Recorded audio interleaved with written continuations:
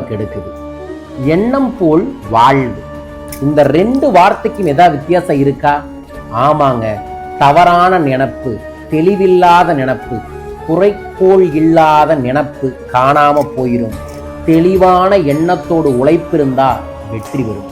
தீபாவளி முதல் செல்வத்தின் கடவுளான குபேரரை உங்க எண்ணத்துல, உங்களோட உள்ளத்துல, உங்களோட இல்லத்துல எப்படி பூஜை பண்ணணும், எப்படி வழிபாடுல செய்யணும், அதன் மூலமா என்னென்ன செஞ்சா உங்க வீட்டுல சகல செல்வங்களும் பெருகணும் அப்படிங்கிறத 18 விதமான சூட்சும பொருட்களை நான் 48 நாள் பூஜை பண்ணி உங்க இல்லத்திற்கு அனுப்புகின்றேன்.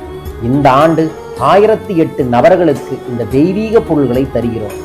சத்தியமா, நிச்சயமா இது உங்கள் வாழ்வில் ஒரு புது செல்வ தொடக்கத்திற்கான வாய்ப்பை தரும். பயன்படுத்தி பாருங்க. 10 வருஷமா கொடுத்துட்டு இருக்காங்க. வாங்குறதுக்கெல்லாம் நல்லதுதான் நடக்குது.